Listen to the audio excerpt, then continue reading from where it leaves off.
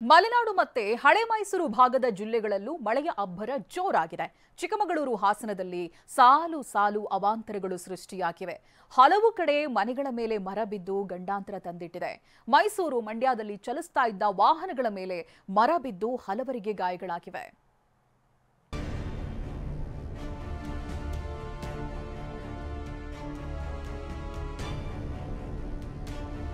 ಮಳೆ ಅಬ್ಬರಿಸುತ್ತಿದೆ. ಮರಗಳು ಬುಡಮೇಲಾಗ್ತಿವೆ. ಮನೆಗಳ ಮೇಲೆ ಮುರಿದು ಬೀಳ್ತಿವೆ. ನದಿಗಳು ಅಪಾಯದ ಮಟ್ಟ ಮೀರಿ ಹರಿಯುತ್ತಿದೆ.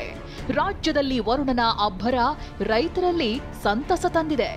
ಆದರೆ ಅದೇ ರೀತಿ ಸಾಲು ಸಾಲು ಸಂಕಷ್ಟಗಳನ್ನ ತಂದೊಡ್ಡಿದೆ. ಚಿಕ್ಕಮಗಳೂರಿನಲ್ಲಿ ಮುಂದುವರೆದ ವರುಣಾರ್ಭಟ, ಹಲವೆಡೆ ಅವಾಂತರ. ಕಾಫಿನಾಡು ಚಿಕ್ಕಮಗಳೂರಿನಲ್ಲಿ ವರ್ಷಧಾರೆ ಮುಂದುವರೆದಿದೆ. ಮೂಡಿಗೆರೆ ತಾಲೂಕಿನ ಫಲ್ಗುಣಿ ಗ್ರಾಮದಲ್ಲಿ ಭಾರೀ ಮಳೆಗೆ ಗೀತಾ ಅನ್ನೋರ ಮನೆಯೊಂದು ಕುಸಿದಿದೆ. ಕುಟುಂಬದವರು ಮುಂದಿನ ಕೋಣೆಯಲ್ಲಿ ಮಲಗಿದ್ರಿಂದ ಗೀತಾ, ತಾಯಿ, ಮಗ ಪ್ರಾಣಾಪಾಯದಿಂದ ಪಾರಾಗಿದ್ದಾರೆ.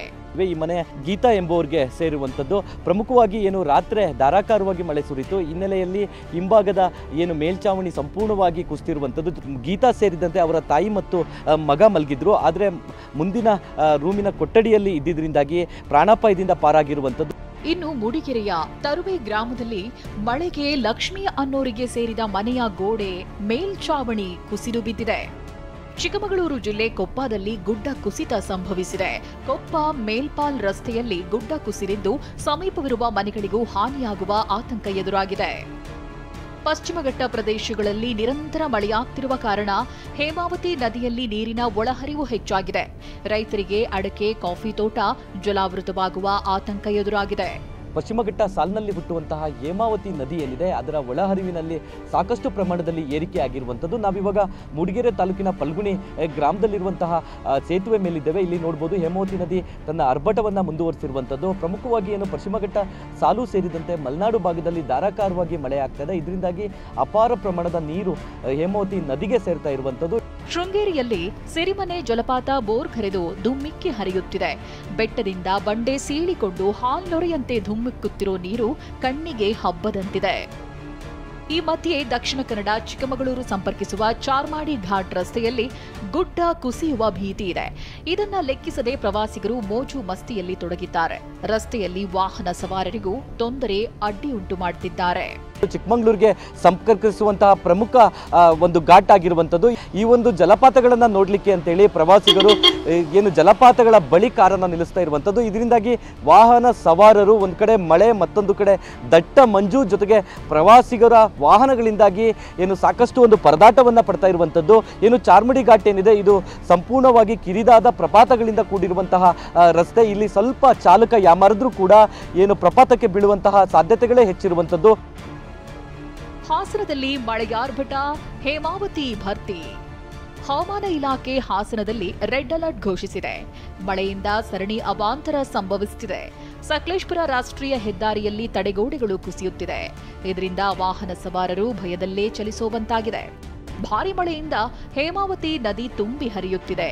ಹೇಮಾವತಿ ಜಲಾಶಯದ ಒಳಹರಿವಿನಲ್ಲಿ ಏರಿಕೆ ಕಂಡಿದ್ದು ಒಂದೇ ದಿನಕ್ಕೆ 8,004 ಕ್ಯೂಸೆಕ್ ಒಳಹರಿವು ಹೆಚ್ಚಳವಾಗಿದೆ. ಹಾಸನ ಗ್ರಾಮಾಂತರ ಪ್ರದೇಶದಲ್ಲಿ ಮಳೆಯಿಂದ ವಿದ್ಯುತ್ ಲೈನ್ಗಳ ಮೇಲೆ ಮರಗಳು ಬೀಳ್ತಿವೆ. ಪರಿಣಾಮ ಹಲವು ಗ್ರಾಮಗಳಲ್ಲಿ ವಿದ್ಯುತ್ ಸಂಪರ್ಕ ಬಂದ್ ಆಗಿದೆ. ಹರಗರವಳ್ಳಿ, ದೀನಹಳ್ಳಿ, ಬೊಮ್ಮನಕೆರೆಯಲ್ಲಿ ಕಳೆದ 4 ದಿನಗಳಿಂದ ಕರೆಂಟ್ ಇಲ್ಲದೆ ಕತ್ತಲೆಯಲ್ಲೇ ಕಾಲ ಕಳೆಯುವಂತಾಗಿದೆ. ಹಾಸನದ ಅರಕಲಗೂಡು ತಾಲೂಕಿನ ರುದ್ರಪಟ್ಟಣದಲ್ಲಿ ತಾಜುನಿಸ್ಸಾ ಎಂಬುವರಿಗೆ ಸೇರಿದ ಮನೆ ಕುಸಿದಿದ್ದು ಕುಟುಂಬ ಬೀದಿಗೆ ಬಿದ್ದಿದೆ. ಸಕಲೇಶಪುರ ಭಾಗದಲ್ಲಿ ಶಿರಾಡಿ ಘಾಟ್ ರಸ್ತೆಯಲ್ಲಿ ತಡೆಗೋಡೆ ಮಣ್ಣು ಕುಸಿಯುತ್ತಿದ್ದು ಕಪ್ಪಳ್ಳಿ, ಹಾಲುಬಾಳ್ ತೆರಳು ರಸ್ತೆ ಸಂಚಾರ ಬಂದ್ ಆಗಿದೆ. ಈ ಭಾಗದ ಜನ ಪರದಾಡುವಂತಾಗಿದೆ. ನಾವೀಗ ಸಕಲೇಶಪುರನ ಮಾರ್ನಳ್ಳಿ ಕಡೆಗೆ ತೆರಳತಕ್ಕಂಥ ಈ ಒಂದು ಪ್ರದೇಶದಲ್ಲಿ ನಾವು ನೋಡ್ತಾ ಇದ್ದೀವಿ. ಅತ್ಯಂತ ಅವೈಜ್ಞಾನಿಕವಾಗಿ ರಸ್ತೆಯನ್ನು ನಿರ್ಮಾಣ ಮಾಡಿದ್ರಿಂದಾಗಿ ಈ ಭಾಗದಲ್ಲಿ ಓಡಾಡ್ತಕ್ಕಂಥ ಹಲವಾರು ನೂರಾರು ಕುಟುಂಬಗಳಿಗೆ ರಸ್ತೆ ಇಲ್ಲದಂತಾಗಿದೆ. ನಾವು ನೋಡ್ತಿದ್ದೀವಿ ಇಲ್ಲಿ ತೋಟಕ್ಕೆ ಹೋಗಿ ಕಾಫಿ ತೋಟಕ್ಕೆ ಹೋಗಿ ಬರಬೇಕು, ಜನರು ತಮ್ಮ ಮನೆಗಳಿಗೆ ತೆರಳಬೇಕು. ಇಲ್ಲಿಂದ ರಾಷ್ಟ್ರೀಯ ಹೆದ್ದಾರಿ 75ರಿಂದ ಈ ಭಾಗಕ್ಕೆ ಹಾನ್ಬಾಳ್ ಕಡೆಗೆ ಕನೆಕ್ಟ್ ಆಗ್ತಕ್ಕಂಥ ರಸ್ತೆ ಇದು. ಆದರೆ ಏನು ಏಕೈಕಿಯಾಗಿ ರಸ್ತೆ ಮಾಡೋ ಸಲುವಾಗಿ ಬೇಕಾಬಿಟ್ಟಿಯಾಗಿ ಮಣ್ಣನ್ನು ಸುರಿದಿದ್ದಾರೆ. ಆ ಸುರಿದಿರ್ತಕ್ಕಂಥ ಮಣ್ಣಿನ ಮೇಲೆ ದೊಡ್ಡ ಪ್ರಮಾಣದಲ್ಲಿ ಮಳೆ ಬಿತ್ತು. ಆ ಮಳೆ ನೀರಿಗೆ ಸಂಪೂರ್ಣವಾಗಿ ಮಣ್ಣು ಕೊಚ್ಕೊಂಡು ಹೋಗಿದೆ. ಒಂದು ದೂರ ಇದೆ, ಯಾರಿಗೂ ಹೋಗೋಕ್ಕೆ ಆಗಲ್ಲ, ಒಂದು ಕಾರು ಪಾಸ್ ಆಗೋಕ್ಕಾಗ್ತಾ ಇಲ್ಲ, ತುಂಬ ಕಷ್ಟದಲ್ಲಿದ್ದಾರೆ. 3 ಡೇಸಿಂದ ಯಾರೂ ಹೋಗ್ತಾನೆ ಇಲ್ಲ, ಎಲ್ಲ ಅವ್ರವ್ರ ಮನೆ ಬೇರೆ ಊರಿನಲ್ಲಿ ಇದ್ದಾರೆ. ಒಳಗಡೆ ಎಂಟರೇ ಆಗಕ್ಕಾಗ್ತಾ ಇಲ್ಲ. ಕೊಡಗು ಜಿಲ್ಲೆಯಲ್ಲಿ ಮಳೆಯಾರ್ಭಟ ಮುಂದುವರೆದಿದೆ. ಎಲ್ಲೆಂದರಲ್ಲಿ ಮರಗಳು ಬುಡಮೇಲಾಗ್ತಿವೆ. ಇದೀಗ ಮರ ಬಿದ್ದು ಎರಡನೇ ಬಲಿಯಾಗಿದೆ. ವಿರಾಜಪೇಟೆ ತಾಲೂಕಿನ ಮಾಲ್ಧಾರೆ ಗ್ರಾಮದಲ್ಲಿ ಮರದ ಕೊಂಬೆ ಬಿದ್ದು ವಿಷ್ಣು ಬೆಳ್ಯಪ್ಪ ಅನ್ನೋರು ಸಾವನ್ನಪ್ಪಿದ್ದಾರೆ. ಇದಕ್ಕೂ ಮೊದಲು ಮೇ 24ರಂದು ಮರ ಬಿದ್ದು ಪಾತ್ರೆ ತೊಳೆಯುತ್ತಿದ್ದಾಗ ಮಹಿಳೆಯೊಬ್ಬರು ಸಾವನ್ನಪ್ಪಿದ್ರು. ಇನ್ನು ವಿರಾಜಪೇಟೆ ಬ್ಯೂರೋ ರಿಪೋರ್ಟ್ TV9.